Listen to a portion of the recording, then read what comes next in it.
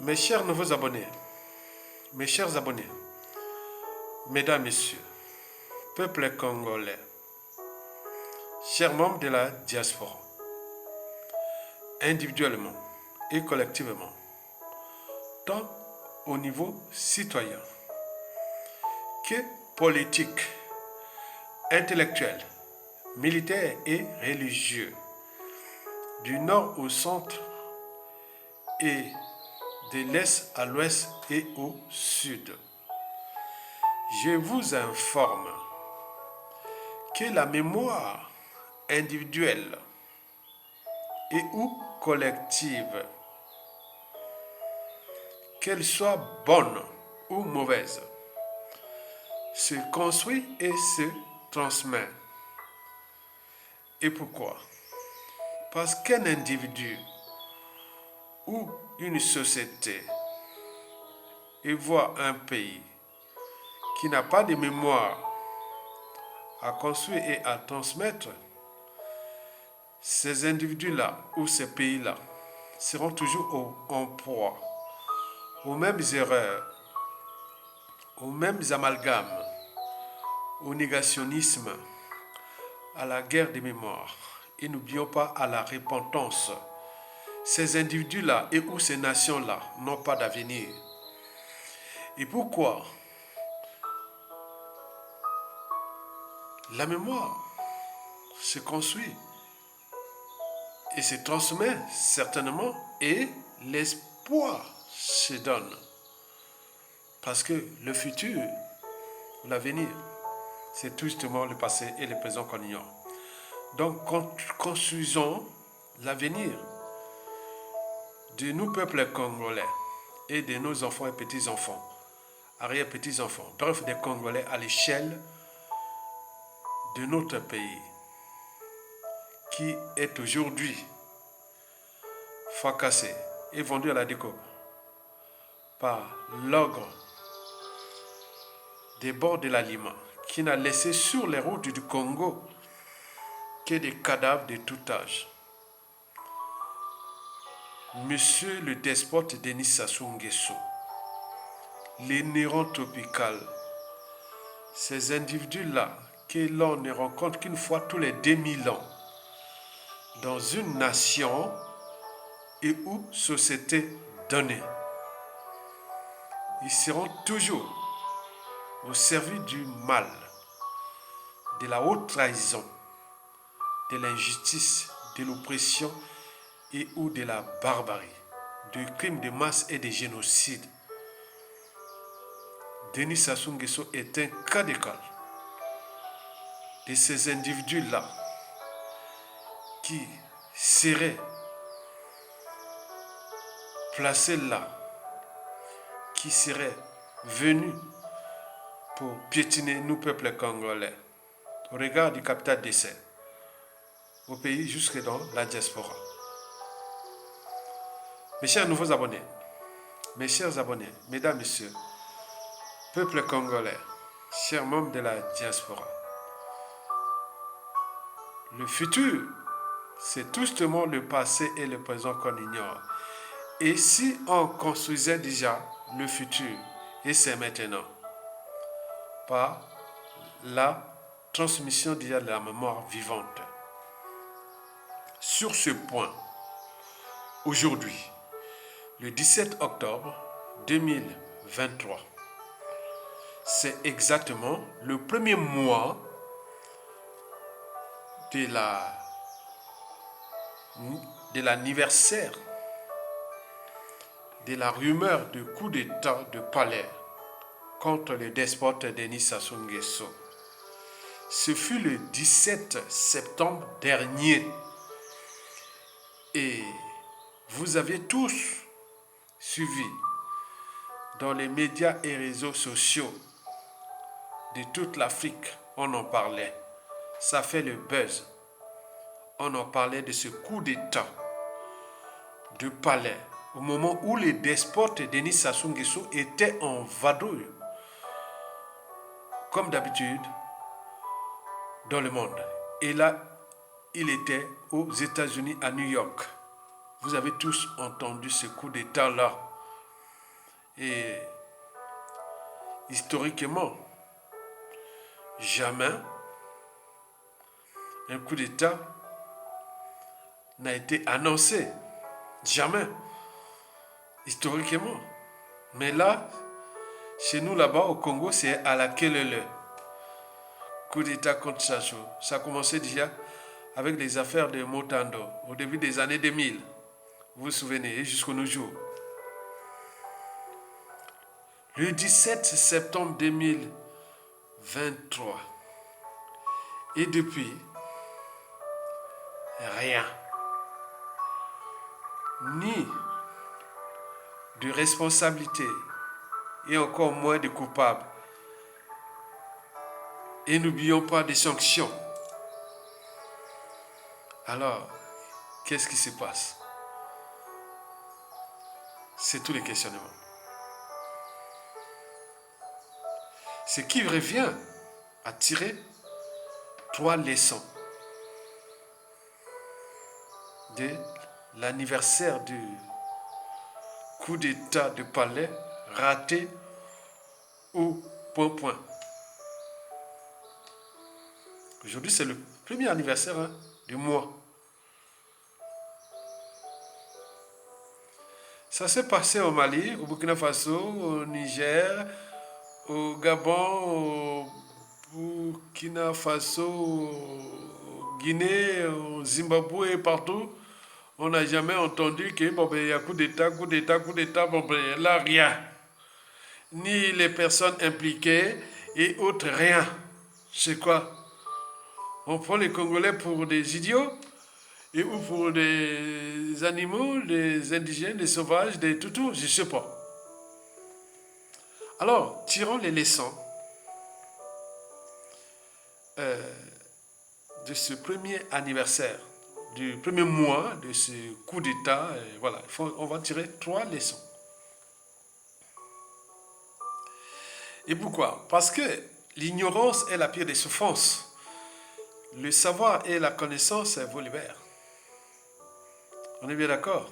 Donc je ne fais que mon devoir de citoyen congolais, des souches. C'est mon pays qui aujourd'hui, vous savez bien les conditions dans lesquelles vivent mes parents, mes frères et sœurs, des cousins,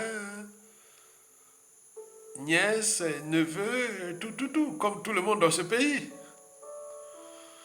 Et donc, ils ont les moyens de l'État, ils ont bénéficié, vivent dans l'opulence, ils auront des rumeurs, il faut ça, jusqu'à combien de temps encore? Tirons les leçons de cette affaire-là. J'en ai 3 leçons à tirer. La première leçon est clanique. Nous le savions tous que le clan est divisé, qu'il y a des écuries qui se sont formées et qu'il y a la guerre de succession et que tout ce monde-là a la peur grave des lendemains au regard du mal qu'ils ont fait à nous, peuples congolais, du nord au sud, de l'est à l'ouest, et dans la diaspora, pour les problèmes de passeport et de visa.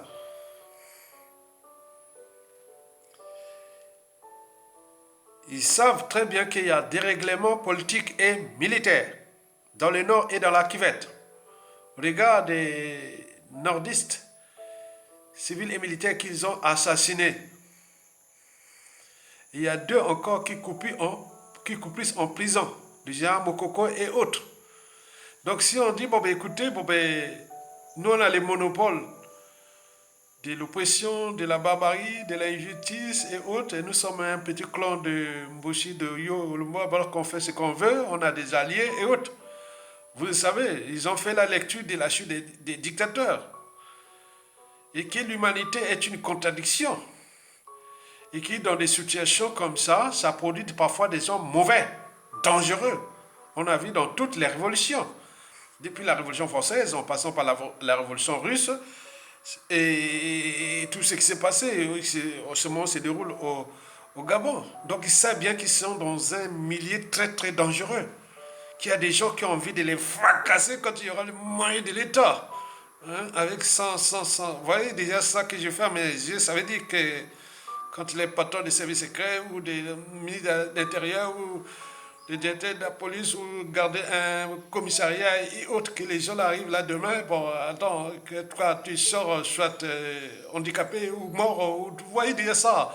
Donc là, ils énervent, ils augmentent l'énergie potentielle des gens qui vont les punir, puisque dans l'État, on ne sait pas qui est qui. L'État est tellement sans froid. Donc ils continuent à jouer avec le feu.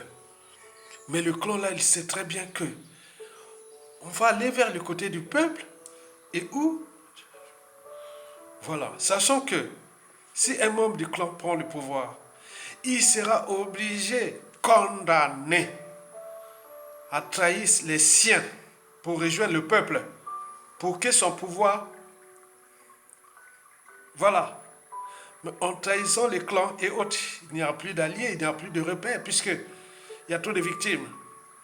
Et donc, moins d'erreurs, boum, il est fracassé. Donc, vous le savez très bien que celui qui est dans le clan, qui veut prendre le pouvoir, qui va faire ceci dans le regard du contexte et autres, mais il joue dangereux. Il joue quelque chose de dangereux. Donc, ça bien qu'ils n'ont plus de marge de manœuvre. Et c'est pour cela qu'il accompagne le despote, qu'il accompagne le patriarche en jouant cette comédie-là. Et depuis le 17 septembre jusqu'au 17 octobre, il est là. Et on l'a vu d'ailleurs. Allez, maintenant, il est en vadrouille en ce moment en Chine. Les choses se sont passées, voilà, que nous avions une population d'indigènes, esclaves, bétail humain. Nous avions déjà des alliés qui sont France-Afrique, qui sont le système mondial et qui a des intérêts dans ce pays. Et nous, on est leurs représentants. Et donc, on gère ça, donc on nous protège, donc on peut, voilà. Mais jusqu'à combien de temps encore? Et donc là, Sassou est en Chine. Et tout le monde se demande, ce jour de l'anniversaire de ce présumé coup d'État, est-ce que le clan de Sassou Nguesso est nul? Il est nul, comme ils ont géré le pays. Ils ont fracassé le pays. Et là, le coup d'État ne marche pas aussi. Donc, ils sont nuls. Ou bien, c'est Denis Sassou Nguesso lui-même qui organise, qui dit, bon, on n'a plus de... Voilà. Donc, il faut en tenir compte de ça. Et là, il a amené toute sa famille en vadrouille. Il y a un avion qui a été confisqué et vendu à la découpe en France. Il a un autre Boeing qui louait. Il loue peut-être à 20 millions de dollars. Et donc, vous imaginez les écoles primaires, les collèges, lycées, les hôpitaux et autres qui pouvaient construire avec ça. Regardez, il va à soi-disant sommet de la route de la soie. La route de la soie, avant qu'elle arrive déjà dans l'Asie mineure ou le Moyen-Orient, Proche-Orient ou jusqu'en Europe. Et avec ces tensions qui se passent en ce moment, c'est encore difficile. Mais elle est partie pas à quoi? La route de la soie, il ne va pas partir de la Chine, sauter, arriver en Afrique. Il y a tous ces obstacles-là au regard de la réorganisation géopolitique, géostratégique du monde. La route de la soie n'est pas encore, n'y va pas aller loin pour l'instant. Il ne va pas aller loin, on le sait. Ici, il y a la crise, il y a les problèmes des Israélo-Palestiniens, il y a la guerre russo-ukrainienne, il y a les tensions Occident-Eurasie et autres. Mais attends, ces trucs-là, c'était au moment, en 2010, 2015, au moment où on rêvait que la Chine allait... Voilà, maintenant, aujourd'hui, tout se réorganise. Allez participer ça, amener toute sa famille, on va d'où il a, maintenant tout le monde, venez, venez. Donc, vous imaginez. Donc, il faut réfléchir et se dire, il joue avec quoi? Il joue grave contre nous. Après avoir lancé des rumeurs à la con, là il embarque toute sa famille et il va là-bas à l'ambulance, quoi, aller passer les bonnes nuits, la bonne vie aux frais de l'État. Il va nous laisser que les dettes. Il va vous laisser que les dettes. Il va laisser aux petits-enfants que les dettes. Et moi j'ai le droit de parce que je suis une composante du peuple congolais. Dans ma famille, si je peux multiplier, déjà ceux qui sortent directement du sang d'Ayatonga, au pays doit avoir peut-être 400, 500 personnes. Je vois. Donc voilà, je pense qu'il y a 400, 500 personnes directes qui sont du son d'Ayatonga. Direct, en ce moment, le moment où je vous parle. Mais multiplier ça par les nombres de Congolais. Donc on a le droit de... Voilà. Donc vous voyez ça, ils sont dans l'opulence. Donc ils vont là-bas. La rumeur. L'anniversaire, rien du tout. Donc on se moque de qui? Mais ils se moquent d'eux-mêmes. Ils se moquent d'eux-mêmes. Et je vous en dirai pourquoi. À la troisième et dernière leçon à tirer, ils se moquent d'eux-mêmes. Vous imaginez, le 17 octobre 2023, un mois après l'anniversaire, il n'y a même pas de sanction. Le général Okoye, excusez-moi, le général Sergio Boa, le colonel Basile Boka, et là, toute l'Afrique, oh là là là, c'était partout. Et là, vous êtes là. Donc, qu'est-ce qui se passe? On ne peut pas vendre la peau de l'ours avant de l'avoir abattu. Bon, quoique, on attend. Cette leçon à tirer est là. On voit l'état dans lequel se trouvent les mentalités, habitudes et comportements de ce clan. Et aussi de nos forces armées. C'est comment laisser un individu, un être mortel, ça trouve, qui n'est que de passage sur terre. Il va partir nous laisser la merde. Et beaucoup viendront vous rappeler clairement, techniquement, administrativement, policièrement, etc., etc. Voilà, ce que vous avez fait, voilà, vous avez laissé, qu'à la faute n'a pas de chance, c'est vous-même. Vous allez en payer le prix. Voilà, un pays fracassé. Comme disait Agatha Christie, les peuples de moutons ne produisent que des gouverneurs de l'eau. Parce que ce sont des moutons qui se transforment en l'eau. Mais ils n'ont pas le monopole de ça. C'est ça qui est intéressant de la prestation. C'est intéressant. Oui, les méchants sont là. Je vous dis sincèrement, c'est une question de temps. Mesdames, Messieurs, ce premier point est intéressant. Coup d'état de palais. Il n'a rien du tout. On a entendu que Jean-Jacques Bouya, puis Edgar Nguesso, ils voulaient faire encore un autre coup d'état. Ils continuent à jouer leur comédie. Ça ne fait qu'augmenter l'énergie potentielle de ceux qui vont vous punir. Tout simplement. Vous êtes petits, les autres sont comme ça. Du nord au sud, et les alliés de la diaspora, ils vous suivent. Et le moment venu, ça sera 10 fois, 100 fois, plus que ce qu'Oligui Nguema fait à l'écurie des Bongo. Vous avez tout compris? Très bien.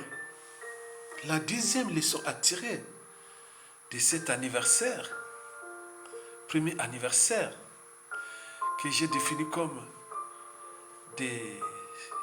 la signification, les enjeux de ça. Mais oui, vous avez depuis le coup d'État là, raté autre. Vous savez que les rumeurs sont faites pour recueillir des opinions et pour établir des statistiques ou faire des projections. Donc ils ont dû faire leurs projections et autres. Et depuis, vous avez par exemple pu voir en zone France-Afrique, au moment que les despotes en vadrouille, ils passent par-ci, par-là. Bon, l'avion déjà vendu ici, bradé, l'avion des despotes, qui est l'avion du Congo, c'est une haute trahison. Cette affaire n'est pas terminée, c'est une haute trahison. On est bien d'accord? Et il faut se dire que au niveau de comment on appelle ça? Au niveau de la France-Afrique, bon, ils gèrent une colonie, hein. Une colonie est faite pour être exploitée, les matériels, les biens mal acquis et autres. D'ailleurs, après la vente de l'avion, on nous signale qu'on fait actuellement l'inventaire des biens mal acquis des Sassou et des Nguesso. C'est déjà quelque chose, ce sont des signes. Donc, ils se préparent déjà à l'endemain problématique entre le peuple congolais et ses biens mal acquis et la France. Ils vont dire que la France va comptabiliser ça ou faire l'inventaire et les garder pour... voilà. Et donc, ce sont des contentieux. Et attends, c'est pas comme la France ne va pas faire comme elle a fait avec les Juifs, où on avait vendu à la découpe les biens des Juifs. Est-ce qu'il va faire ça, la France, à cette culture-là, d'expoliation? Peut-être oui, peut-être la France a cette culture-là, d'expoliation des biens. Ce sont des biens du Congo, que ce soit volé à cacher ici. On ne devait pas les vendre et après il faut d'abord demander la volonté générale, c'est-à-dire ça se dégage, après on va demander le peuple congolais. Mais là ils sont en train de faire comme ils l'ont fait aux Juifs pendant le Troisième Reich, pendant l'occupation. C'est pareil. Donc l'inventaire des biens mal acquis des Sassou et des Nguesso. Non, il faut les biens mal acquis des Sassou et des Nguesso, mais les biens du Congo. Parce que les gens n'avaient rien. C'est l'argent du Congo qui est caché là. Qu'on peut les vendre, les biens immobiliers, les valeurs immobilières, les comptes bancaires, confisquer tout, et remettre l'argent à l'État congolais. On est bien d'accord? Donc l'avion là, vendu, l'inventaire des biens mal acquis, on nous signale que Air France ne veut plus verser 5% de la vente des billets contre le Congo et la France. Quand ils achètent les billets, ils vendaient 5% à l'État congolais. Mais là, il ne veut plus remettre ça. Il a dit non, je refuse une ACO. Donc, ils savent bien que les limites de... Voilà, il ne va pas aller se mesurer à son donneur d'ordre, à ceux qui écoutaient. Non, ils sont là calmes, voilà. Mais... Et n'oublions pas que la France-Afrique est aujourd'hui dans la situation où elle n'a plus de pion, ni reste que Sassou Nguesso. Puisque de toute façon, tout individu congolais, du nord au sud, de l'est à l'ouest, où la France va placer au Congo aujourd'hui, il sera condamné à trahir la France. Il sera condamné s'il ne va pas aller loin. Les contentieux sont tels que du nord au sud, de l'est à l'ouest. Même s'il est dans le clan, il sera obligé de trahir le clan. Et donc il sera exposé. Puisque le dérèglement politique et militaire est là. Et on va le placer un gars du clan. Tous les nord et le sud, la cuvette, où tu les regardes, mais qui va vers les personnes là, ils vont venir, profiter toxiques pour les fracasser. Il ne va pas aller loin, il sera obligé de trahir les clans. Donc le pays là va encore des statu quo en statu quo, d'instabilité en instabilité, puisque le monsieur du clan Sassou Nguesso, il vient, il sait bien qu'ils ont fait du mal dans le nord. Il y a les dérèglements politiques et militaires dans le nord et dans la Kivette. Il y a les Mokoko, comme Salsa. Il y a, je ne sais pas tout. Ceux qui l'ont tué, ils vont faire quoi? Ils vont se trahir et les biens mal acquis. Tous, ils ont soit l'argent volé des Congolais, soit les crimes de sang. Mais ils vont faire quoi? Celui qui va prendre le pouvoir, il va dire, ah oui, tel et tel, je ne vais pas les citer. Ils sont tous mouillés, ils sont tous des voleurs, ils sont tous ils vont faire quoi entre eux? Quand on est au temps de... On est dans le contexte de la France-Afrique où là, elle était, voilà, voilà, non, ça ne va pas aller loin. Donc c'est un régime qui ne va pas durer. Il risque de finir sa vie buté.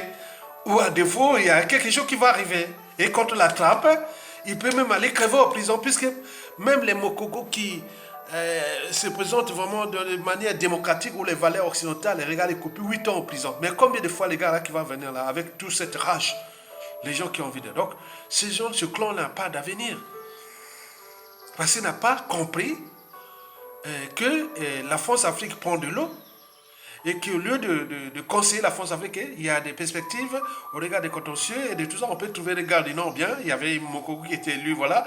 Mais ils n'ont pas compris ça. Ils continuent à faire, mais il y a la rage maintenant du Nord au Sud de l'Est à l'Est. Ce n'est pas la mort de Mokoko ni au Kobi Zalisang, mais c'est encore plus méchant. Ça va être encore des mal de manière des revanchards qui sont du Nord au Sud de l'Est à l'Ouest, même dans la Kivette. Et ça va être très très brutal. En ce qui concerne l'injustice, et tout ce qu'ils ont fait, que ce soit les visas, passeports, les administrations et tout compagnie, l'humiliation et tout compagnie qu'ils l'ont fait aux autres. L'État est tellement ce froid, parce que dans l'État, on ne sait pas qui est qui. Celui qui blesse ou tue peut t'oublier. Celui qui porte les cicatrices, ou les deux, n'oubliera pas. Donc il joue avec la France-Afrique, là, qui, aujourd'hui, elle n'a plus de choix. Elle regarde ce que ça va faire de vadrouilles chez les Russes, en Chine et autres. Mais la France-Afrique, la France est coincée aussi quelque part. Il nous reste là. Donc c'est le statu quo. En réalité, bon, ben, donc regardez bien ceci. Là déjà, l'avion vendu, l'inventaire des biens mal acquis des Sassou et des Nguesso, les 5% d'avions là, on ne veut plus. Il y a d'autres chauffeurs qui vont sortir. Et donc ils sont en train de déplumer Sassou Nguesso là. Et quand tout ça a changé, au moment où ça change brutal, vous le savez très bien, les gens là, comme l'a eu la guerre de l'Algérie, les pieds noirs, les harkis, la France va abandonner les Sassou et les Nguesso dans leur sort. Et voilà, c'est ça qui est là, qui nous le savons, on ne va pas dire les choses. Il va les abandonner comme ça. Vous allez voir en France, je dis, donc au pays autre, c'est comme ça que vous vous préparez. Quand tout a changé, tout a changé. Sassou a joué avec la France-Afrique, qui l'a placé là. Bien sûr, il y a eu complicité. Mais là, Sassou maintenant va vers la cathode. Je ça, il croit qu'il va aller loin. Or que le clan est en train de se fracasser. Je sais pas les spéculations de Jean de Ngo Kemba, et qui même les gars de la force Afrique savent bien, les réseaux forment en cynique et tout comme ça, ils savent bien que bon, ben, il va pas aller loin, il va pas aller loin, un gars comme ça. Il sera fracassé. Et il y aura une entente des tribus du nord au sud, de l'est à l'ouest, qui seront dans les instances là. Et au moment de tout, on l'attrape, et voilà. Si les présidents l'attrapent, bon, c'est bon. N'importe qui, on va. Non, ça sera comme ça. Ça ne va pas aller là. Ça ne va pas aller loin. Mesdames, Messieurs, peuple congolais, chers membres de la diaspora, nous sommes le premier mois de l'anniversaire des soi-disant coups d'État du palais. Comme si un chasseur qui va à la chasse et doit, oui, je suis là, les animaux, je suis là. Et c'est à répétition. Donc, ça veut dire que c'est leur jeu. On a tout compris. On a tout compris. Et c'est eux qui sont aux abois. D'où l'intérêt de la transmission. Pour que chacun de nous puisse prendre les responsabilités déjà citoyennes. D'être motivé et prêt à tout instant. Qu'il n'y a pas de nord, sud, est, ouest. Quand les intérêts d'une nation sont en danger, d'un peuple sont en danger, on le voit ici en Europe, on le voit en Israël, on le voit par-ci, par-là, on le voit en Russie, on le voit en Ukraine, on le voit partout. Pourquoi pas nous? Donc, ne soyez pas des idiots. Devenez des intelligents, des gens stratégiques comme je le sais. Vous le savez que dans cette affaire France-Afrique là, où la rumeur là, certains disaient que c'était les officines France-Afrique. Ben bon, nous sommes en train de chercher la source de ces rumeurs là. Enfin, c'est là où ça va se passer quelque chose. Bon, on dit, bon ben, est-ce que c'est Denis Sassou Nguesso lui-même? Mais il a quelle force ou soutien pour aller faire ces rumeurs là, chercher à diviser son propre clan? Moi, je ne sais pas. Hein. Là, ça tue le clan. Hein. On a commencé par Serge Oboa. Maintenant, là, c'est les Edgar Nguesso. Est-ce que c'est Sassou qui contrôle ça? Ou c'est le clan qui est nul? Ou c'est la France-Afrique qui tire le ficelle? Est-ce qu'il y a des... Voilà. Mais on sait bien qu'il y a des règlements politiques et militaires dans le Nord. Et que toutes les tribus du Nord, ils sont en convergence. Et au moment que le message sera lancé, pour que ça cesse, cette humiliation collective des nordistes par un petit clan d'embauchés. Et puis, jusqu'à combien de temps encore? Mesdames, Messieurs, peuple congolais, chers membres de la diaspora, la troisième et la dernière leçon à tirer est celle du peuple congolais. Sur ce point, j'ai un compatriote sudiste, un vrai réseau qui a un grand réseau de communicants, voilà, qui m'adore, il m'appelle toujours Aya Noko, il m'appelle Aya Noko. Bon, c'est bien, hein, Noko. Bon, donc vraiment c'est respect quoi, respect, vraiment, les doyens Aya. Et donc voilà ce qu'il a écrit, il m'a envoyé au sujet de ces problématiques-là. Parce que moi, quand je fais des articles comme ça, on regarde l'actualité ou la situation, j'envoie des messages un peu par-ci par-là à des réseaux, et comme ça, je vois les réactions, et après, bon, je prends une ou deux, voilà, la meilleure. Bon, j'ai pris celle-là. Celle-là, c'est la meilleure. Et la RSA, qui résume la troisième leçon à tirer de cette vidéo. Voici ce qu'il a écrit. Nous en sommes conscients et responsables de la situation, des enjeux et des perspectives avant, pendant et la chute du despote Denis Sassou Nguesso. Seuls les ignorants volontaires qui jouent à la politique d'Autriche ne savent pas ce qui va arriver. Nous reconnaissons simplement nos limites et la capacité de nuisance des Blancs et du négrier de service, Denis Sassou Nguesso au crépuscule. C'est pour cette raison que notre patience est responsable. Et cette patience responsable n'est pas une faiblesse, ni une lâcheté. Et chacun assumera. Bon, en fait, il sait très bien que le pays est pris en otage et que Denis Sassou Nguesso, c'est un négrier de service et qui a les intérêts de la France-Afrique. Et aujourd'hui, il essaie un peu de positionner ses forces avec d'autres forces comme la Chine et autres pour gérer un écosystème qu'ils ont compris, quoi que nous avions abandonné, renoncé et autres.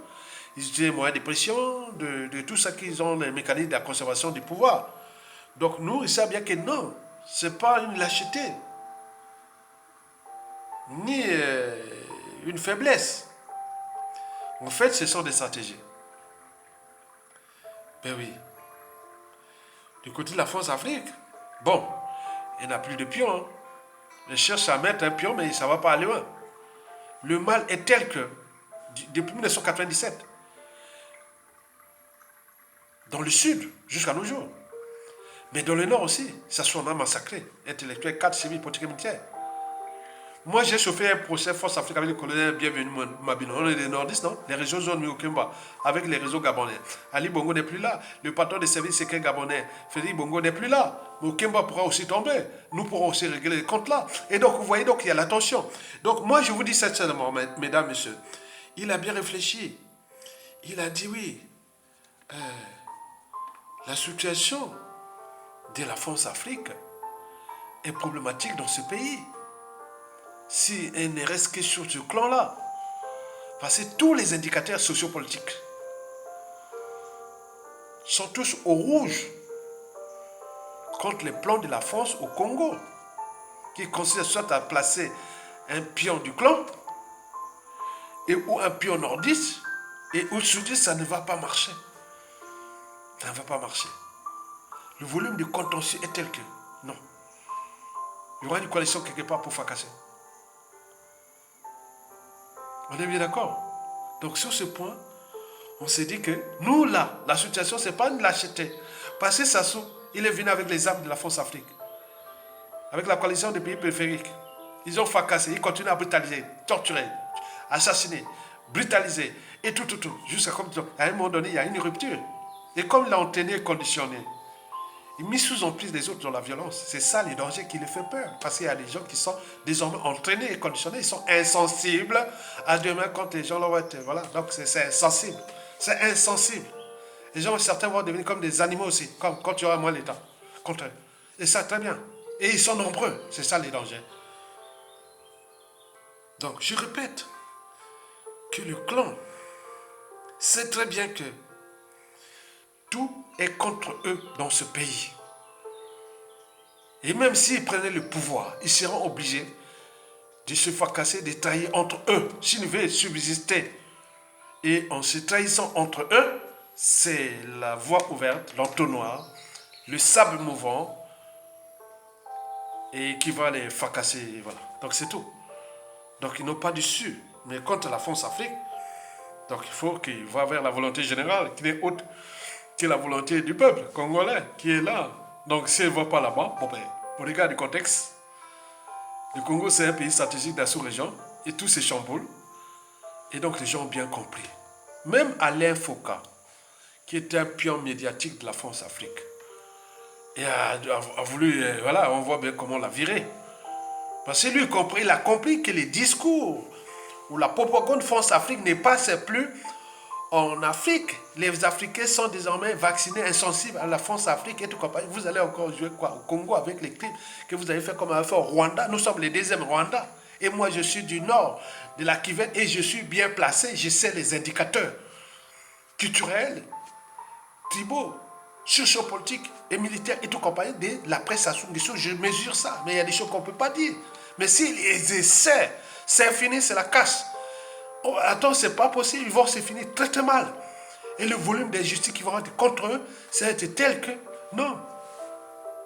Nous, on a eu ces cas-là pendant le coup d'état de Sassou contre Joachim Yobi Opango. Regardez comment on s'est moqué de Yobi Opango, de tout ça. Mais là, ça va être grave. Eh bien oui.